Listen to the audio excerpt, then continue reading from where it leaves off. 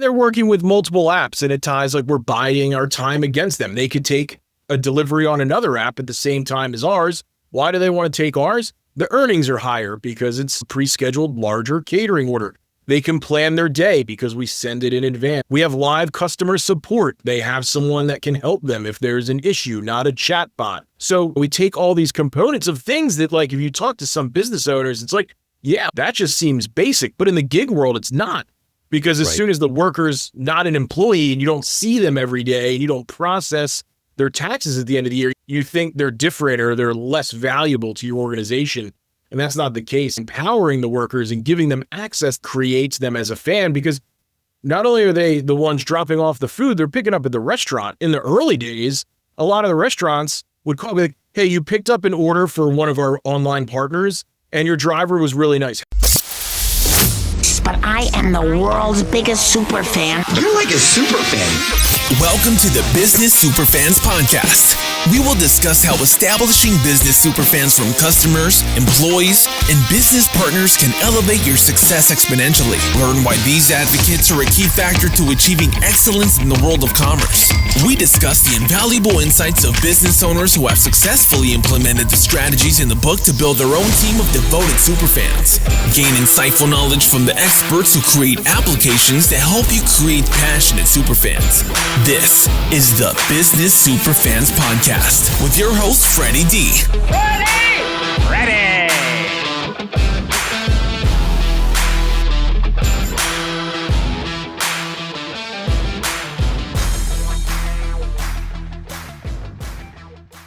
This episode is brought to you by our sponsor, Ninja Prospecting, the outreach team that makes cold connections feel warm and real. If you're tired of spammy DMs and the generic LinkedIn messages that go nowhere, Ninja Prospecting flips the script. They help coaches, consultants, and service-based business owners spark real conversations through strategic, human-first outreach. No bots, no fluff, just honest, data-backed messaging that sounds like you and actually gets replies. Talk to my friend Adam Packard and his team. Whether you want to do it yourself, get guidance, or fully hand it off, they've got you covered.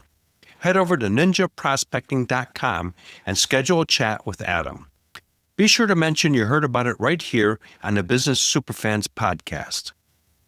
If you're ready to get started, join their free community at school.com/ninja-prospecting-7704 to maximize your connections and make the right new ones.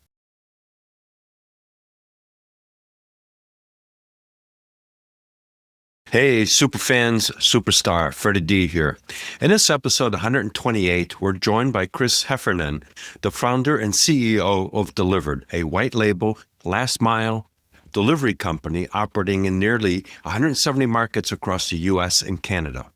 Chris's journey into delivery began with a simple sticker on a cheesecake shop window back in 2011, which sparked his first business and ultimately evolved into Delivered. Today, he leads a team that's redefining third-party catering logistics through AI-powered route optimization, intelligent driver matching, and a philosophy of automating what you can and humanize what's important. With a commitment to efficiency, reliability, and sustainability, Chris is on a mission to deliver not just meals, but exceptional experiences for restaurants, drivers, and customers alike. Get ready for an insightful conversation. Welcome, Chris, to the Business Superfans podcast. We're excited to have you here today. How are you today, Chris? I'm awesome. Thanks so much for letting me join. Yeah, so I was looking over your stuff, and you've got an interesting story. Let's go back to the beginning. How did this all come about? What's the backstory? Give us the scoop. My foray into entrepreneurship started back in 2011. I was working at a major telecom company. I'd been there for about 9 years and was increasingly hating my job. I was on vacation. I was in Delray Beach, Florida. It's right outside of Palm Beach, beautiful little town. I see a cheesesteak shop, but because I'm from the Philadelphia area and a little bit of a bigger guy, I was like, I need to make sure this is a real cheesesteak. A whole different diatribe, probably for a different podcast, would be what makes a real Philly cheesesteak and what makes it a sandwich. But I go there and I see a sign on the window and it says, "We deliver with delivery dudes." This is before DoorDash existed, before Uber Eats was a thing. Grubhub was around, but you could get pizza and Chinese. There was no other things delivered, the world we know now of delivery. And I'm like, that's really cool. And I'm thinking back to where I live in suburban Philadelphia, and I wanted to bring that there. So I talked with the owner of the cheesesteak shop, Big Al, South Philly Cheesesteak, great cheesesteaks down there in Delray Beach. Check them out if you're around there. And learned how the whole system worked. I came home and I bought a website that was made to sell shoes. But instead of ordering a Nike size 10, you were getting a burger cooked medium well. I started signing up restaurants, recruiting drivers, and really building that business. So the slogan for us is, it all started with a cheesesteak. Wow, what an interesting backstory. How do you guys compete with some of the other guys? What differentiates you? What makes you different? Yeah, the first part that really differentiated us was being first. A lot of people are obsessed with, if you're first, you're the best. Well, I was first in that sense, and we got crushed, right? So this first business that I kicked off in 2011 was called Food Cab. Food Cab grew to 65 restaurants in the suburban Philadelphia area, and it did okay. It made a living for me. I was still out delivering every day, working 12 hours a day, but it was paying the bills. But come 2018, the Uber Eats of the world, the DoorDash, they basically just crushed me. They identified my little area as a hot zone, started offering restaurants more money to sign with them, paying drivers more money to drive on their app. So I was at a Boston market, basically now defunct. They're trying to make a resurgence. The mac and cheese was pretty decent. And the manager's like, "It's great that you're bringing me this small $20 order. I need help delivering this $250 order to a pharmaceutical rep." And I'm like, wait, so the customer doesn't order from me. I don't got to worry about credit card fees, marketing. If an item's missing, you handle all that. You just need me to get a person from point A to point B with this food at lunchtime. And he was like, yeah. And we pivoted. And what was now our differentiator was why these apps were focusing on that $25 order for that person. We started focusing on the burger bar for the office. We did that in Philadelphia, then rolled it to Baltimore, and then up to 172 locations across the US and Canada. Wow. So you took a situation that was looking grim, made a pivot. You really identified a unique market vertical that you could exploit and position yourself as a dominant player in a completely different vertical. Yeah. It took what would have been a moment of adversity and turned it into a moment of opportunity, right? And now there's other players in the space, and there was some other players in that catering large order format space as well, but nobody was like attacking it and making it their full focus. And I was like, I can attack this. I can make this my full focus. Just like in 2011, when I made a gamble to start my own business. In 2018, I made the gamble to rebrand and retarget the business. And unlike the 2011 venture, this one seemingly has worked out. Well, yeah, I mean, you got 170 locations, and that speaks for itself. You've carved out a unique brand with Deliver, and that is a really cool approach of maximizing an opportunity and providing a service that's much needed, especially in today's world. Yeah, and more with return to work in a post-COVID era, feeding workers who come to the office, which was once a perk, right? Think about like those Friday office parties, like, yeah, we did quote everybody, here's a pepperoni pie.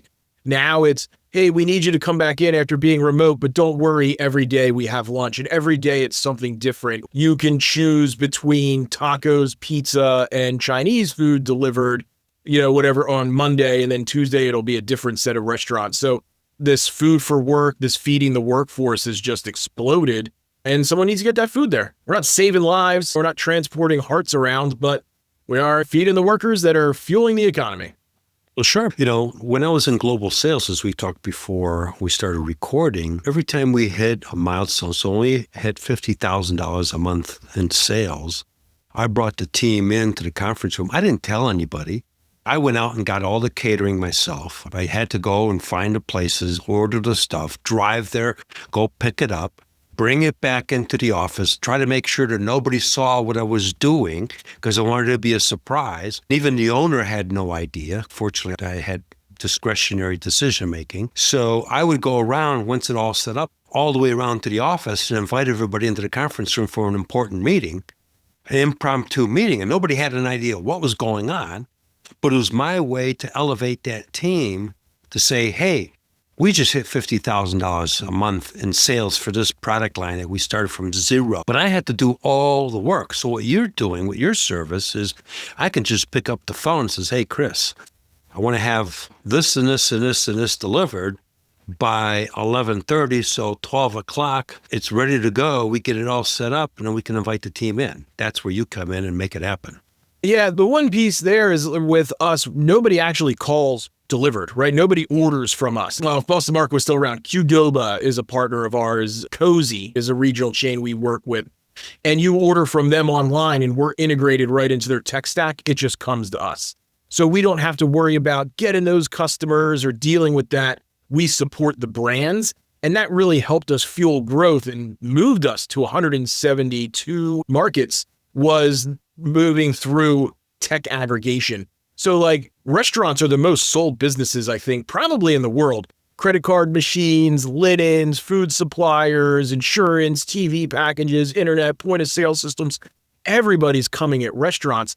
So if I went up and I door knocked on every restaurant, like, I want to deliver your catering, they'd be like, I don't have time to talk to you, go away. So instead I went to their tech stack. We went to Olo, we went to Easy Cater, we went to Toast, we went to all these different POSs and said, hey, this is what we want to do. Cool.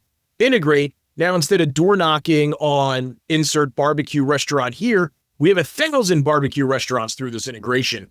And it was growth through integration. And that just fed volume. Yeah. Okay. So I was still thinking a little bit old school, but the reality is what you've done is you've really cleverly leveraged technology to maximize the whole equation of everything. So now I can go directly to the restaurant and I feel like Mexican today. Poof, we go there, order it, and I don't even have to worry about delivery. It's just automatic. That's part of the deal. It's just there. The driver goes, gets the order, brings it to the office, sets it up, takes a picture, and ideally they go and do it again. The one problem is it kind of poses a couple like scenarios. One, that driver is the last point of contact for that brand. They order from Qdoba. They don't know who delivered is. They don't know the driver's working on a gig app that isn't Qdoba. They're assuming I ordered Qdoba. This is Qdoba. So that last touch point, arguably the most important touch point of that delivery journey, is this gig worker putting out those chips and salsa. And if it goes well, great. But if it goes bad, the Google review isn't the delivered driver that uses the delivered app did a poor job setting up my chips and queso. It's Qdoba did a bad job setting up my chips and queso. So there's a lot of pressure, a lot of high stakes for getting these orders right for these brands, because it's not one taco for $4. It's a $450 taco bar on the line. Yeah, so this goes back to what we were talking before we started recording. You really need to create super fans out of that gig driver, first and foremost, of your agency, because they're working for you. And in turn, they have to be understanding and have the wherewithal that they're representing the Qdoba brand, and they've got to be able to pivot and say, okay, they're representing that day, they're representing that brand, and they need to act like that brand because, like you just said, it's paramount. Just like when I was running an interpreting and translation company, before I took it over, the husband and wife team, they felt that they were doing the interpreters, which were contractors, favors by giving them work. I says, you're not getting it. That contractor that speaks Spanish or Portuguese or German or whatever it is, they're going to the hospital doing the interpreting for you. They're representing your company. So you need to change your mindset because that's your front line. So in your case, it's a combination. That person's a front line for your business. And it's actually a double caveat, I think, because it's a front line for your business to the restaurant. And at the same time, it's a front line for the restaurant to the person at the delivery. Yeah, absolutely. When we look at like customers or clients, drivers that use the platform to connect with these orders are just as much customers as the Qdobas or the restaurants that we partner with. So we have to sell the drivers on taking orders on our platform. We have to sell the clients on using our platform, and they both commingle a bit. But yeah, we need the drivers to be the super fans because they're making those representations, right? And in the gig space, it's not hard to create a super fan, but it's real easy to create whatever the opposite that is, a super detractor, a super villain, maybe, because a lot of these gig workers and a lot of these apps that utilize gig workers are so used to treating them like that language company where it's, no, they need us more than we need them. If those language people stop showing up, don't do the delivery, there is no delivery business. They're the most crucial piece to the whole thing. Yeah, so, absolutely. Chris, I had a guy on the show earlier, back when I just was getting started with the show, and him and I had worked at a company. He left and he started doing gig delivery services. And he was working with restaurants, and he was working also with medical stuff. One of the things he talked about in the podcast is he treated it as his own business. He was a business person. And the way he was creating superfans out of the restaurant and the customer is he would check the food and make sure that the order was correct before he even left the restaurant. And he would say, okay, what was the order? Oh, wait a minute. He would tell, we're missing this. He would call the customer up and say, hey, I'm going to be a little bit late because I found this that was missing and I'm waiting for him to fix it. He created a super fan out of both of them because he made the restaurant look good, because he saved them from having a face plant, and he gave a heads up to the customer that, hey, I got your back. I'm making sure your order's all okay. And he was making over $100,000 a year doing deliveries. Yeah. And we see that. We have a lot of drivers on the platform that will go above and beyond and make this their full-time gig and treat it like their own independent business, because they're independent contractors. And that's the first step in creating the driver superfan is enabling them to be able to operate that way. A lot of these gig apps, like if you call a ride share, more often than not, that driver just knows where they're picking you up from. They don't know where they're going until they pick you up. Well, that's not transparent. You're asking a business to make a business decision without all the information. So one of the big things that we did to really drive this superfan mantra is just be transparent. This is where you're going. This is what you're getting. This is how much money you're going to make. This is how much time we think it should take. And if you want it, accept it. If you don't want it, don't worry. You can swipe decline and we'll send you other jobs that fit like your parameters. So rooting that transparency was the first step in kind of creating those fans. Yeah, because what you're doing is you're empowering them to make decisions themselves that is going to fit whatever they're after. And that's pretty cool because of the fact that now they're in charge of their own destiny.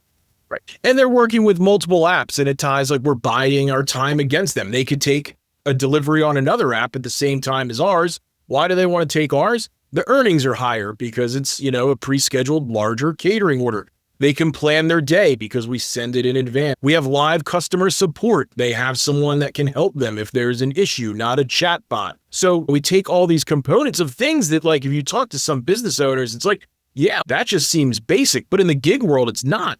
Because as soon as the worker's not an employee and you don't see them every day and you don't process their taxes at the end of the year, you think they're different or they're less valuable to your organization.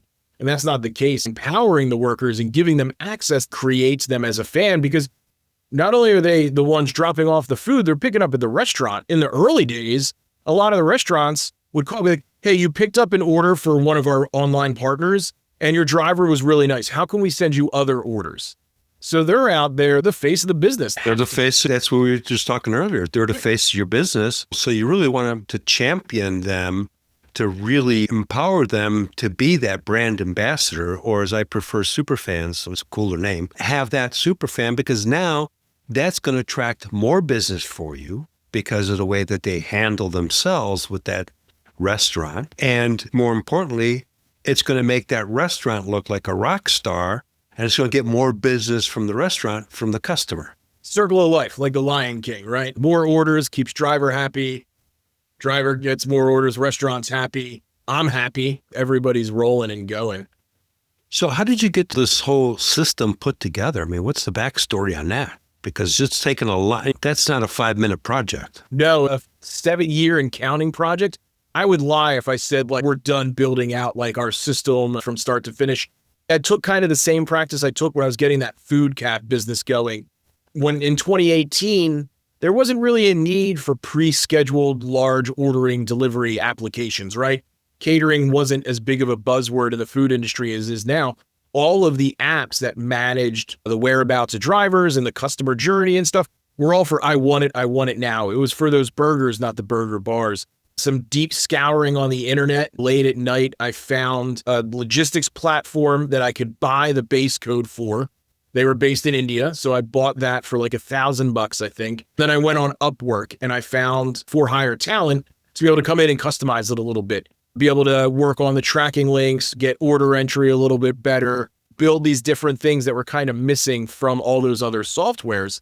That's how we had started. And that's how we ran from 2018 up until the end of 2024, where finally at the fourth quarter of 2024, we ended where from the time a driver says, I'm interested in taking an order to the time that they are paid, it is 100% in our ecosystem and tech stack. So we manage that whole delivery driver's journey. So it can't be like, oh, it's this software's fault or that doesn't work or this. It's all on us to make sure that we're providing an extraordinary experience to the drivers so they can provide an extraordinary experience to the clients. And you said a key thing, clients, because there's two clients in the equation. Right. So there's always the clients and the client's clients. So while moving out of the old food cap style business, I lost the need to manage the credit card fees and marketing and like handling some of those complaints. Now I just have this like three-headed beast of like my customer's customer, and my drivers. I just got to try and appease and make happy and just keep feeding them volume and make sure that orders keep flowing. Sure. Well, I don't know what you do this or not, but I'm just toss out suggestions. Maybe, are you recognizing any of your drivers on their birthdays and stuff like that? Yeah, drivers get a partner anniversary blasts. They get birthday notifications. Every week we have different competitions. If you're on time to your pickup, you're entered for a $500 bonus. We do driver engagement events where we'll travel to a city and invite any drivers that are active on the platform. We typically do like a Dave and Buster's. There's food, there's game coupons. You can bring your family. A lot of drivers come with their kids. They get a play card. They have fun. They get to meet the team, give out some swag. So we do lots of fun stuff like that. We have a Gifts for Grads program.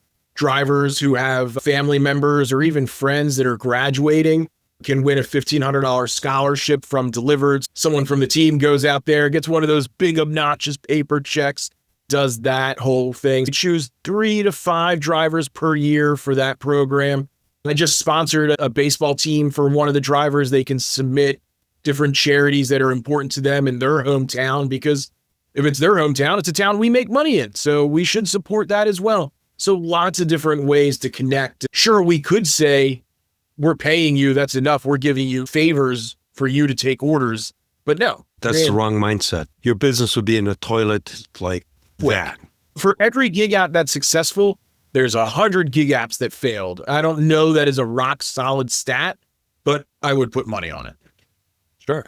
What I want to really emphasize for our listeners is what you're just doing is you're creating superfans out of the driver team, because you're acknowledging them, one, as people, two, they're a critical part of the business growth. So you're empowering them, which is empowering you and your business. And, what you put out, they say comes back 10 times. What you're doing is putting out a multitude of positive things to really build that synergy of that team. It also builds camaraderie because they meet other fellow drivers, start building some relationships, create some friends, and hey, what is it that you're doing? How are you doing that? That creates an ecosystem that's energized. And once you have an energized ecosystem, your business just explodes. Yeah, one thing that made me realize that I had Superfans before I knew what Superfans were, I was trying to find a video that we made to share with a customer. I went on YouTube and I searched Delivered, and there's all these videos of these, I call them gigfluencers now, these gigfluencers making content about the app I created. I never knew this was a thing. There was dozens of them, if not more. And I went to somebody on the team and I'm like, guys, did you see? And they were like, yeah, you didn't know? There's all these YouTube channels. There's Facebook groups, and they're on there collaborating and talking with each other. And this is how to do good. And someone post a bad picture and they're like, don't do that. It's going to be bad for us. The restaurants won't send us any more orders. So created this whole network of super fans without even really knowing it. And it was all kind of just by, like, in my mind, doing the right thing, right? Doing the right thing. A lot of business owners chintz on doing the right thing because it's not that important. But one of the sayings I have is the little things are really the big things. You're doing what something is maybe perceived as little, but to them, it's big. And the other thing that you're doing is, one of my quotes in that book is, people will crawl through broken glass for appreciation and recognition. And what you're doing with all those events that you're putting together is you're showing appreciation to all the drivers. You're recognizing them for achievements and everything else. That's how you create super fans. And for people to understand really the power of super fans, I'm going to just use the funny example, the Chicago Cubs. Okay, the Chicago Cubs have gotten super fans for decades, that diehard fans that believe in the Cubs. And yes, they finally won, after about 100 years, a World Series. But the super fans stayed with them through thick and thin. And that's what happens is, when you build a team of super fans, they'll stick with you when it's raining and when it's sunny. Yeah, I totally agree. You need to do those little things, and all the little things like add up, right? Could we have not done them 100%? And as a business owner, it was a simple question to myself, like, would I appreciate this? When I get an email on my birthday from random vendor here, like, is that great, right? And also I reference back on things like American Express, notably a great customer service brand. What do? Hey, Mr. Heffernan, thanks for being a card member since 2003. We really appreciate your service. Hey, team, when a driver calls in, we see their partner anniversary. Say thank you for being on the platform since then. You're the most important part of the platform. You see that they took a last-minute order last week? Call that out when you're on the phone with them. Do these little things. And if you look at what you find is good customer service, because as a business owner, you work with a lot of different people, right? So you should be able to see those things, little practices from each one. Go to Chick-fil-A, call American Express, right? Get on the phone, go into a T-Mobile store, places that have these high customer service scores. And it might not be applicable to your business, but a piece of it can definitely be modified to create that super fan, create that experience for a gig worker, for a customer. It doesn't matter. It's all the same principle. It's all customer service at the end of the day. Because, there's a lot of people talk about servant leadership, employee experience. There's people talk about customer experience. What you and I are talking about is the whole ecosystem. So it's the contractors, it's the suppliers, it's the distributors, it's the complementary businesses. And nobody even ever thinks of the ancillary business. But really, that's still part of the ecosystem. You're a CPA firm, you're a lawyer. They're all part of that whole ecosystem. So you've got to take care of that ecosystem, and it'll take care of you. Right.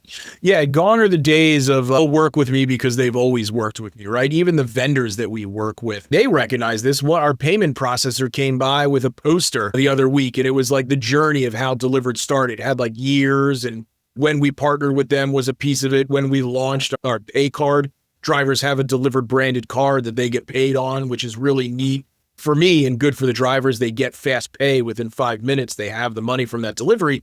But here's this like 2 foot by 3 foot poster, all framed and looking nice. And it's just like, hey, thanks for your patronage.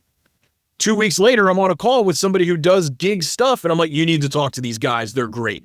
Because they created a super fan out of me. It doesn't limit to just the customers that give you money, like, and shop at your store online or whatever, the vendors you work with. You just want people out there telling your story and connecting you. And that's going to drive business. Not every conversation's a home run, but the more conversations you have, the better. Yeah, and what that processor did was really just acknowledge your business and your growth. Now you've got something that you can look at and be proud of. Right. Say, man, look at this is our story. Right. And they just put together your story for you. So again, that was a little thing, but to you, that's a big thing because now you got that on the wall and then you can go, wow, look at where we started and look at where the heck we're at.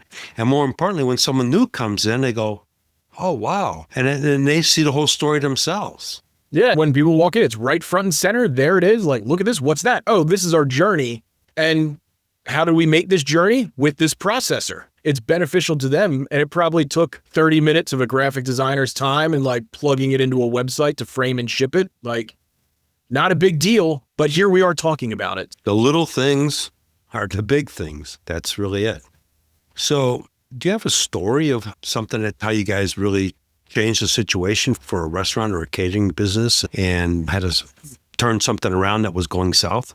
I'd say, I don't know of anything where like somebody was in like dire straits and like our service like completely saved them. I will say that for the most part, like when we started in Philadelphia after the Boston Market restaurants, we found an amazing barbecue restaurant, Sweet Lucy's Barbecue. Phenomenal, high average order value, but complex setup, sternos, chafing racks, like got to light the things under it to keep the food warm. And their delivery radius is crazy. They're based in Northeast Philadelphia. We would deliver to Baltimore, Maryland. We would deliver into Jersey, New York. Like, wow, because I mean, you're talking some miles. Yeah, and people will pay because they want this barbecue. I'm a big fan of their smoked wings and their ribs with the dry rub is really good. But I digress. They were having trouble keeping up with demand. They were turning down orders. Father's Day is like the Super Bowl for them. Well, I guess the Super Bowl is the Super Bowl if the Eagles are playing, but Father's Day is their Black Friday. Better example. They would have to cap how many deliveries they would take.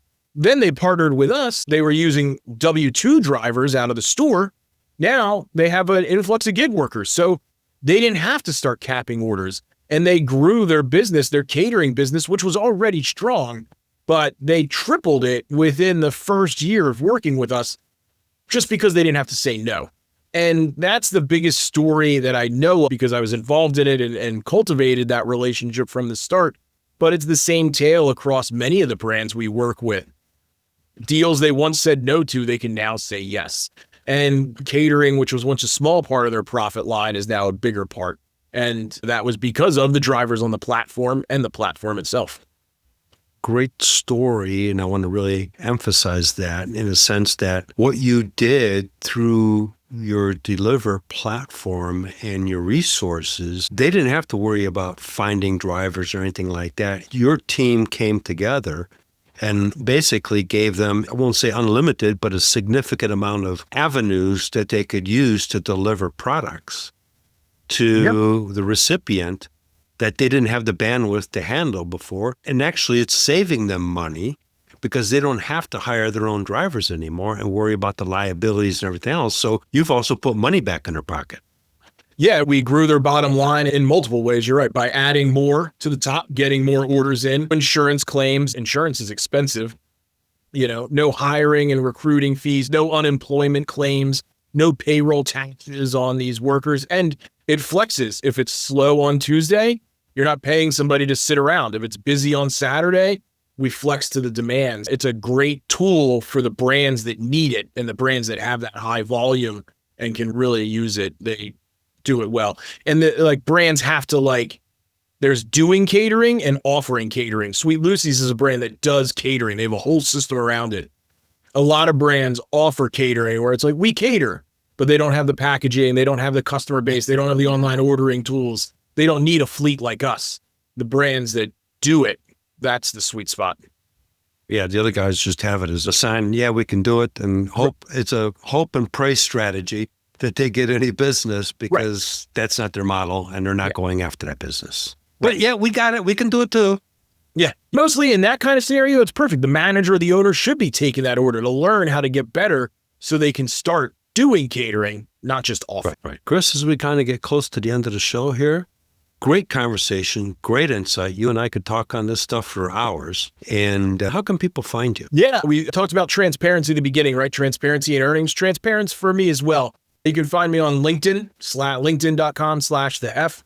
And then all my social media channels are open as well. They're all the F215, otherwise YouTube, Instagram, Facebook, TikTok. It's all there. And I go over all the different stuff that we're doing as a business, my entrepreneurial journey, all that jazz. You can learn more about Delivered at dlivrd.io. Thank you so much for your time. It's been a pleasure having you on the Business Superfan podcast. And we definitely look forward to having you on the show again down the road. Yeah, absolutely. Thanks so much for letting me come on and talk. It was a great conversation. Thank you, buddy. Before we wrap, remember, one action, one stakeholder, one superfan closer. This week's pillar is A, automate.